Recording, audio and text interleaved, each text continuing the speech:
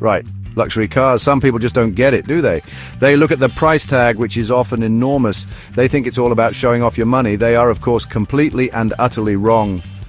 A luxury car is so much more than that. It's a feeling deep down. It's an event, a proper occasion. Every single journey, even a tedious trip to the local supermarket, somehow becomes special. They just get you, right here. And yes, I am pointing to my heart, surprisingly. You see one parked on the street. It glints under the lights. It's almost like it whispers to you. It makes promises. Promises of exhilarating speed, of unimaginable comfort, of being someone, perhaps someone a bit more exciting. It's not a rational thought process. It never has been, and frankly, thank goodness for that. If we were all rational, we'd all be driving beige electric boxes. And where's the fun in that? The world needs a bit of irrational desire. Some say it's all about the journey, not just the destination. That's usually rubbish spouted by people in slow cars. But in a luxury machine, it's about both, especially if that journey involves a magnificent V12 engine singing its heart out. And the destination needs to be somewhere suitably impressive naturally. These cars have the power to transform the mundane. Suddenly, a dreadful traffic jam becomes an opportunity, a chance to admire the perfect stitching on the steering wheel or the grain of the wood. And this isn't just for us hopeless car bores. Oh no, not at all. It's for anyone who still has a pulse beating in their chest. Anyone who can look at a beautifully sculpted piece of metal and feel a genuine spark of excitement. They are in essence mechanical poetry. Very expensive, often quite noisy, but undeniably wonderful poetry. And let's be honest, most of us are completely and utterly hooked on that feeling, whether we admit it or not. It's a brilliant kind of madness. Now just take a moment to look at them. I mean, really look. The flowing lines, the aggressive purposeful curves, the sheer unadulterated aggression in some, or perhaps the quiet understated confidence in others. Designers who are probably a bit mad themselves spend years on these shapes, agonizing over every single millimeter, every reflection, also that you, the lucky owner or even just a passerby, can simply stare and maybe drool just a little bit. It's art, you see, fast art, the best kind. Then you summon the courage to open the door. That's when the smell hits you, proper rich leather, not that awful plastic stuff you find in lesser vehicles, real hand-polished wood. Gleaming, cool to the touch metal, every switch, every button, every lever, click, solid, perfect. There's a weight to it, a sense of permanence. They don't just casually throw these things together in a shed. Well, some of the British ones might have started that way, but they got better, mostly. And then you start noticing the details. Oh, the glorious details. The stitching on the seats, so precise, a highly paid surgeon would weep with envy. The paintwork so deep and lustrous you feel like you could dive right into it.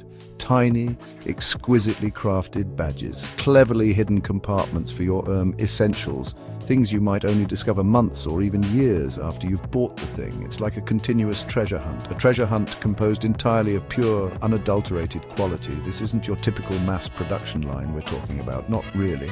It's about men and women, highly skilled hands, taking their sweet time, patiently building something truly special. Something with a bit of soul, a character. You can genuinely feel it when you're inside or even just standing next to it. It's not merely a machine assembled by robots, it's their passion, their dedication, carefully bottled in gleaming metal and supple leather. And it's magnificent. Under the bonnet, or sometimes these days under the floor, that's where the real magic lives and breathes. Huge, powerful engines. 12 cylinders, if you're lucky, 8 if you're sensible but still want fun. Sometimes it's advanced electric motors. Silent, stealthy assassins of speed. Whatever the power source, you can be sure it's potent. Engineered to make your heart beat considerably faster. Or, in moments of extreme acceleration, possibly stop altogether. But in a good, thrilling way, of course. Then there are the numbers, those figures that car magazines love to print. 0 to 60 in a ridiculously silly number of seconds. Top speeds that you'll almost certainly never reach unless you happen to own a private runway or you live on an unrestricted German autobahn. But it's not just about the raw numbers on a page. It's the actual physical kick, the undeniable shove in your back as you press the accelerator. The way the world outside starts to blur at an alarming rate. It's utterly addictive. And it's not all about going very fast in a straight line either. These technological marvels can actually properly corner. They are packed with clever electronics, sophisticated suspension systems that seem to think for themselves, incredibly grippy tires that cost more than a small family car. They often appear to defy the very laws of physics. They make you feel like a driving god, even if, in reality, you're mostly just being a bit brave. Or perhaps a tad foolish. It's a fine line. Ultimately, it's the driving experience. That's the real payoff for all the engineering genius. The steering wheel in your hands, so precise, so connected. The brakes, immense, reassuring power to bring it all to a halt. And the noise, oh, the glorious noise. It's a symphony of controlled combustion, or in the electric ones, a futuristic, mesmerizing hum. Either way, it connects you directly to the road, intimately to the machine. It's pure, it's simple, it's absolutely brilliant.